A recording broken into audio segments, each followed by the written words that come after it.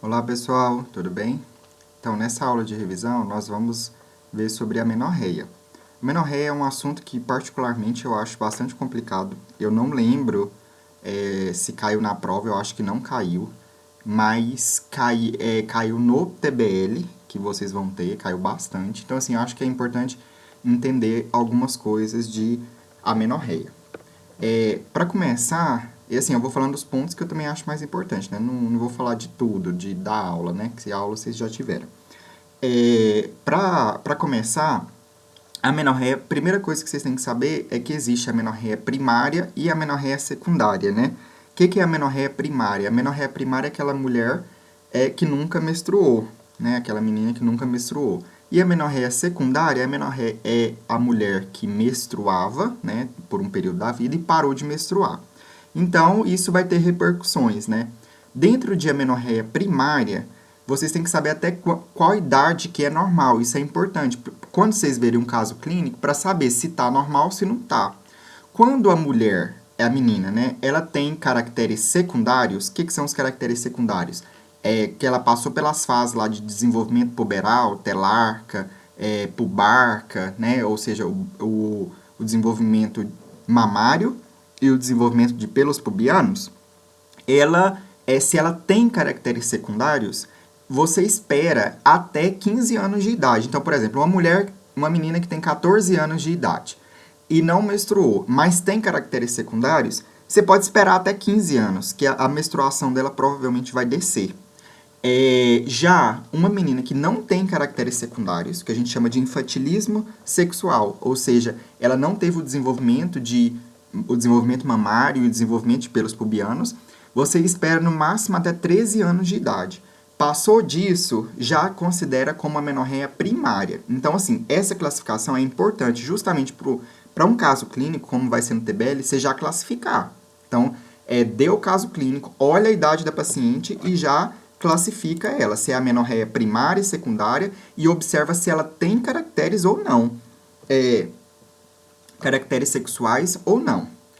Um conceito importante, olha aqui, ó, o que eu falei, ó, ausência de menstruação aos 13 anos de idade, em causa de ausência de caracteres secundários, ou 15 anos na presença de caracteres secundários. Então, é 13 e 15 anos, entendeu? Então, uma menina com 14 anos que tem caracteres secundários, você espera, né, que a menstruação dela deve descer, e com 13 anos que não tem caractere secundário, já vai indicar a menorreia primária, tem que investigar, tá? A sequência de desenvolvimento comum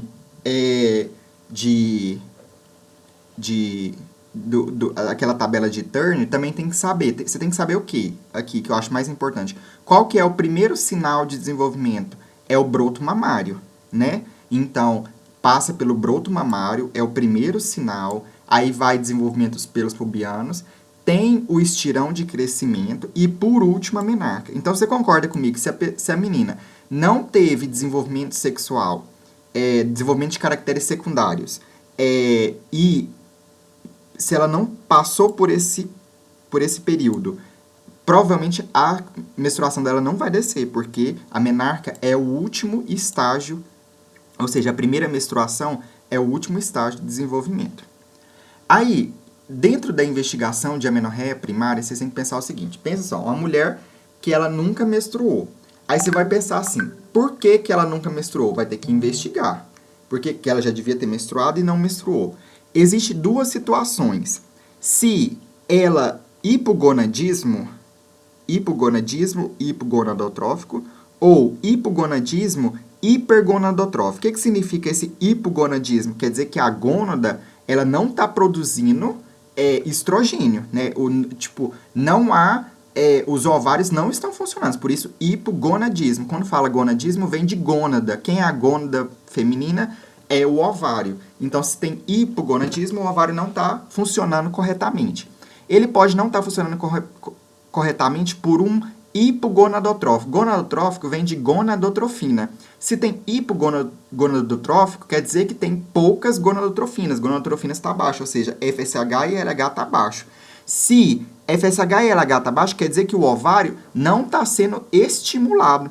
Se ele não está sendo estimulado, ele não vai produzir mesmo estrogênio, entendeu? E não vai gerar os caracteres secundários.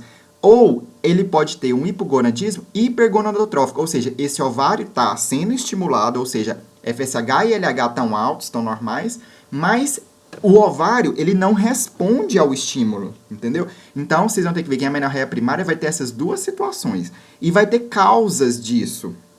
Vai ter causas de hipogonadismo hipergonadotrófico e hipogonadismo hipergonadotrófico. Essas causas são doenças, então a primeira coisa que surge aí é dividir nessas duas categorias. Vamos avançar aqui. Lá, ó. Aqui ele está falando aquela questão que eu falei, assim, quando não tem caracteres secundários, quer dizer o quê? Que não tem estrogênio. Ou seja, os ovários não funcionam. Por quê? Porque para ter desenvolvimento de caractere secundário, precisa de esteroide sexual, né? Precisa de estrogênio. Então, pode ser uma falha do próprio ovário, né?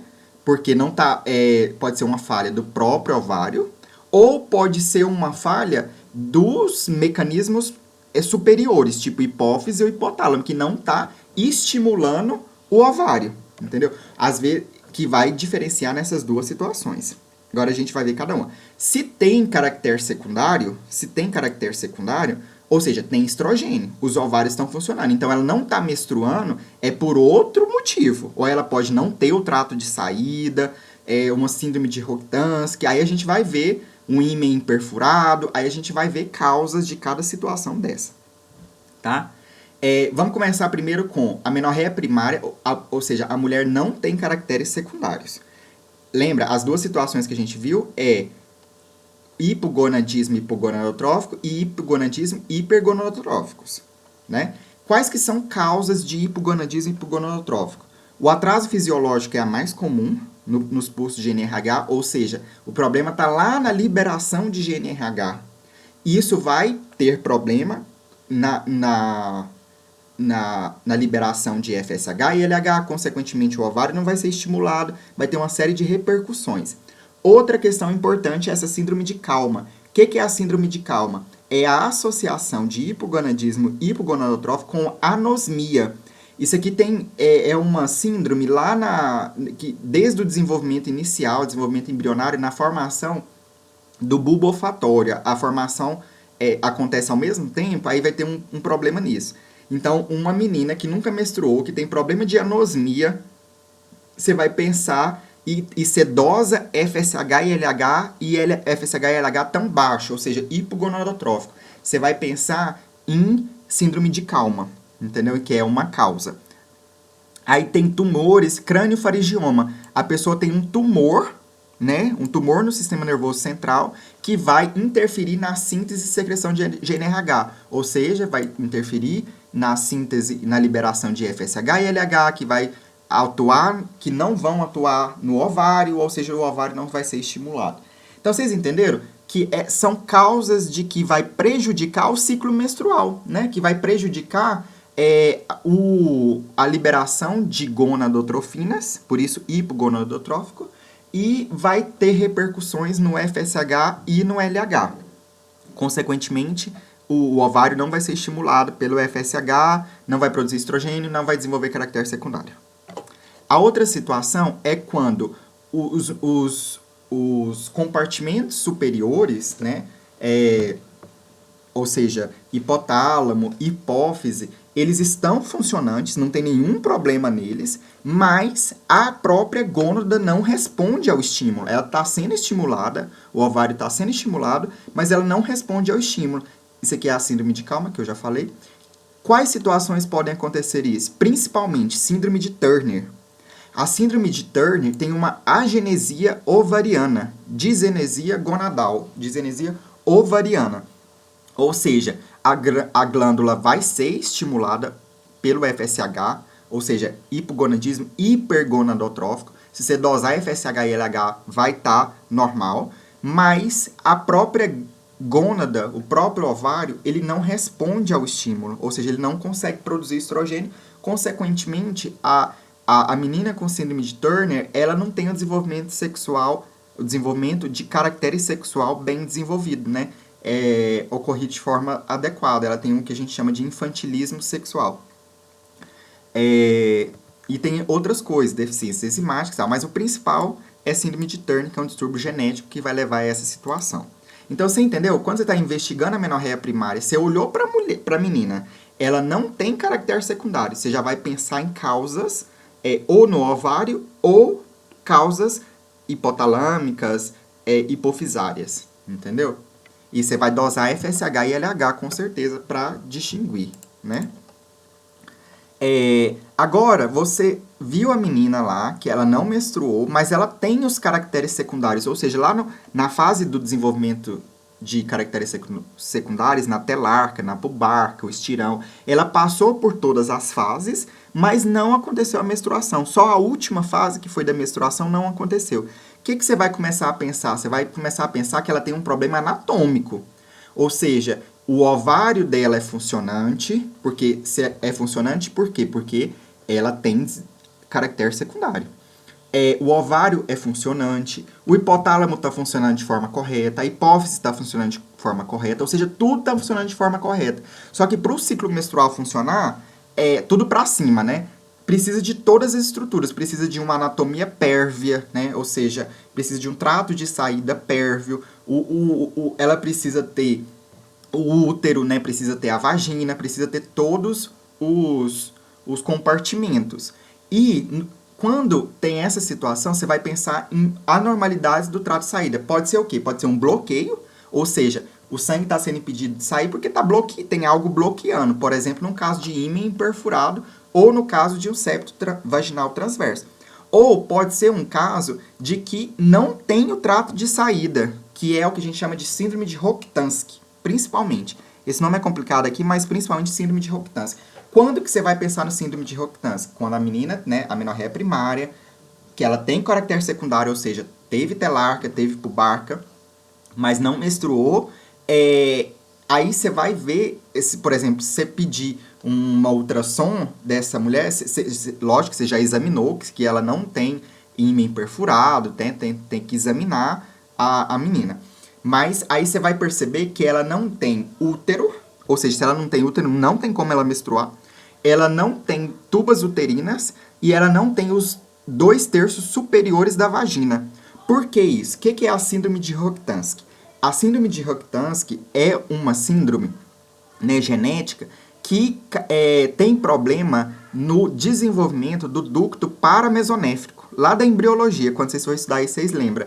O ducto paramesonéfrico é o ducto de Miller, né? Miller que faz mulher, porque tem o ducto paramesonéfrico que vai dar origem ao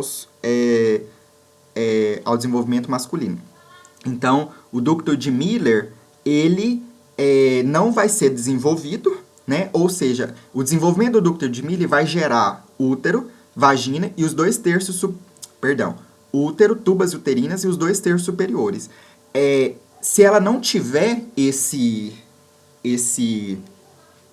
desenvolvimento do ducto paramesonéfrico, então vai ter uma deficiência nisso. Então ela não vai ter útero, ela não vai menstruar.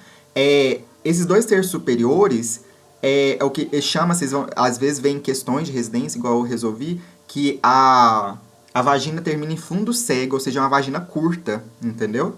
Tem esses problemas também. Então essa é a síndrome de Rokitansky. Aqui ela vai dar um exemplo, né, de ímã perfurado. Tem até um caso clínico interessante. Um septo vaginal transverso. E a síndrome de Rokitansky, que é aquele que eu falei, ó, agenesia ou hipoplasia de útero juntamente com o colo, né, claro. E por conta do não desenvolvimento do ducto paramesonéfrico.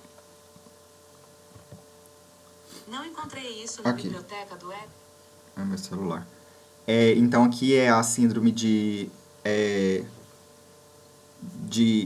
essa aqui é a insensibilidade androgênica, que é outro problema também que pode levar a caracteres secundários. A amenorreia com caracteres secundários.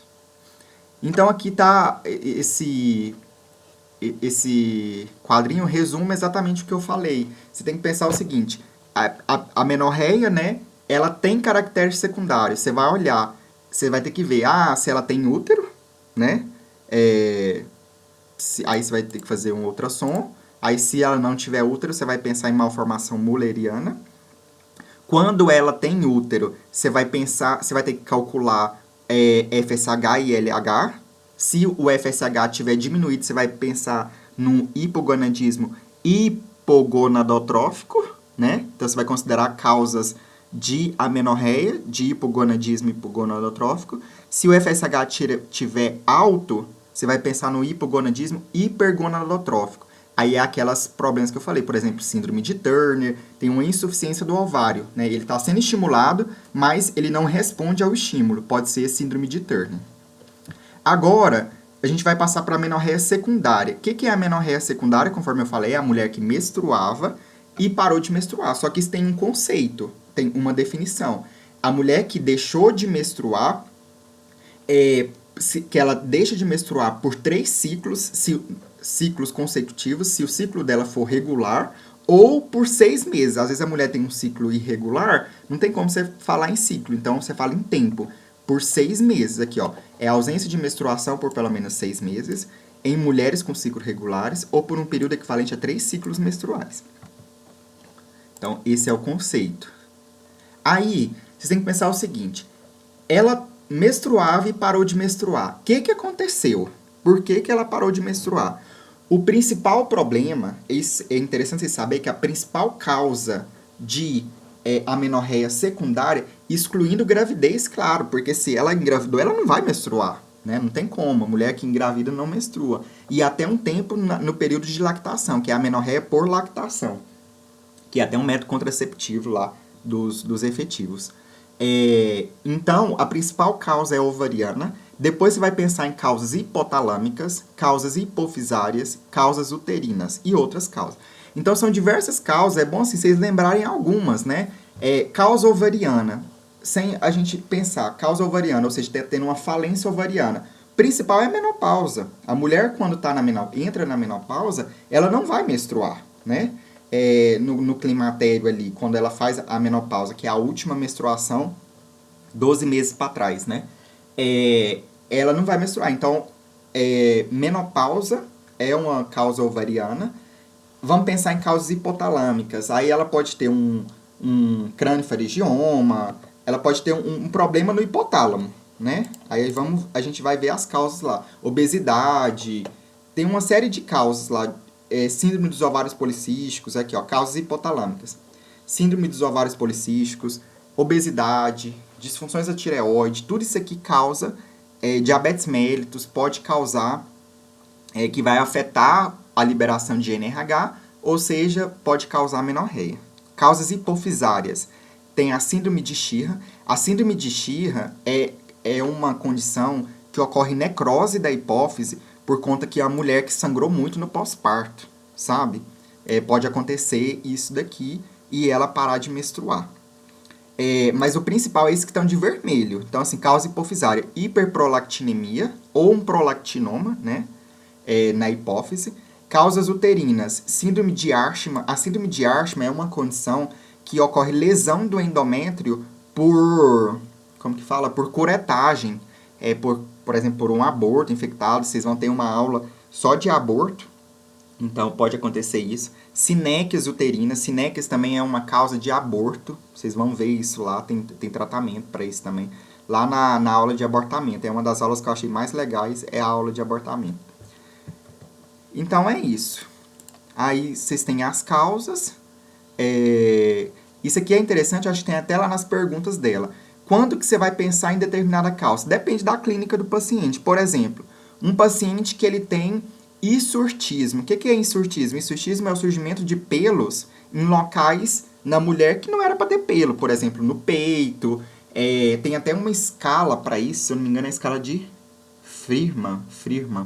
Que se for maior do que 8, se eu não me engano, você classifica como hirsutismo. Acne. Aí você vai pensar de síndrome dos ovários policísticos. O que é a síndrome dos ovários policísticos? Tem um slide mais pra frente que eu acho que vai falar disso. Assim, mas eu acho que nem caiu em lugar nenhum isso. Mas, né, vai que cai. A síndrome dos ovários policísticos, ela é uma condição causada por aumento da resistência insulínica, né? Principalmente, ela tem a patogenia dela tem mais coisas, mas principalmente por aumento da resistência insulínica. E ela vai levar a duas condições.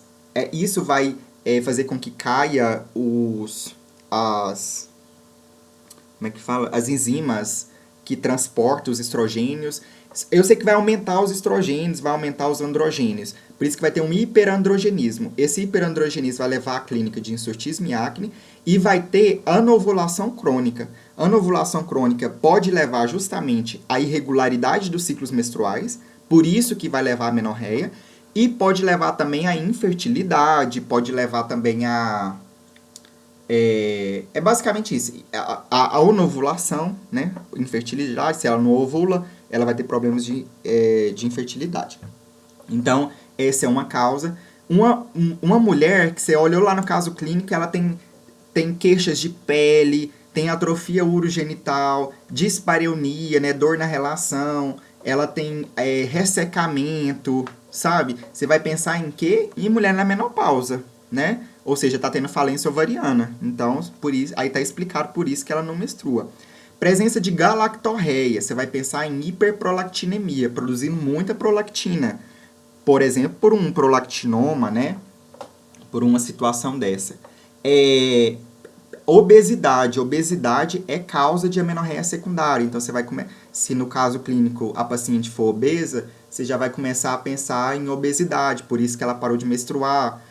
Hipotiroidismo, né? Hipotiroidismo também é causa de amenorreia secundária. Então, se a paciente estiver lá com problemas... Eu lembro de uma questão que falava que, no caso clínico da questão de residência, falava que ela fazia tratamento com... Como é que é o nome? É um remédio que é para hipotiroidismo. Esqueci o nome do remédio. Não lembro o nome do remédio, mas enfim. Dava pra ver que era um remédio para tireoide e ela tinha hipotiroidismo. Então era a explicação pro caso que ela não tinha, que ela tinha parado de menstruar. Gente, então de amenorreia é basicamente isso, que nem eu falei. A amenorreia é importante pro... como é que fala? Pro TBL. Assim, caiu mais no TBL. Na prova, eu quase não lembro, assim, de cair... de cair a menorreia, tá? Mas no mais é isso. Obrigado, viu? Qualquer dúvida, estou à disposição.